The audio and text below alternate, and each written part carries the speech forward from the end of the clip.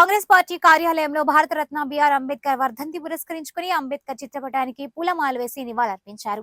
ఈ సందర్భంగా ఏర్పాటు చేసిన సమావేశంలో ఆయన మాట్లాడుతూ దేశ సంస్కృతి సాంప్రదాయాలను కాపాడడంతో పాటు దేశ ప్రజలకు పాలన అందించే ఏకైక లక్ష్యం కలిగిన కాంగ్రెస్ పార్టీని ఆదరించి రాహుల్ గాంధీని ప్రధానమంత్రిని చేయాలని ఈ సందర్భంగా ఆయన పిలుపునిచ్చారు. దేశంలో అనేక సంస్కరణలు చేపట్టి భవిష్యత్తుకు బంగారు బాటలు వేసిన మాజీ ప్రధాని ఇందిరాగాంధీ, రాజీవ్ గాంధీ సేవలను నిత్యం స్మరించుకోవాలని ఆయన పిలుపునిచ్చారు.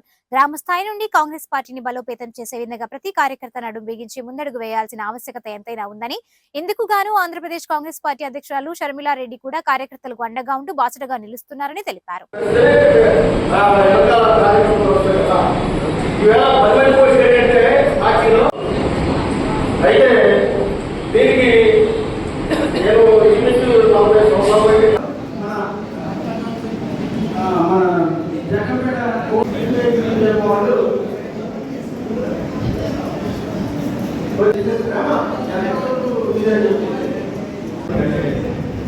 అదే ఆ పరిస్థితుల్లో ఉన్నాం కాబట్టి ఎక్కడైనా కార్యక్రమాలు చేయాలి, వాళ్ళని సంతరించాలి, వాళ్ళని ఇచ్చేయాలి.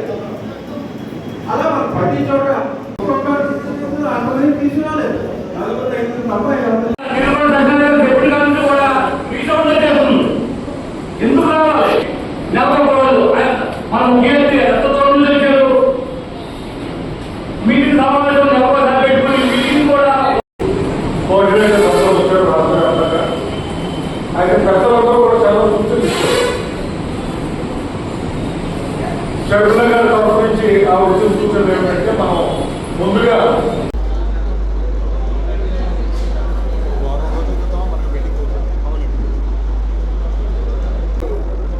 మరి పోయారు మనందరికీ తెలుసు. ఆయనది కాకినాడ కూడా ఈ హాల్లో పెట్టడం జరిగింది. అది మీ అందరూ కూడా గమనించవలసిందిగా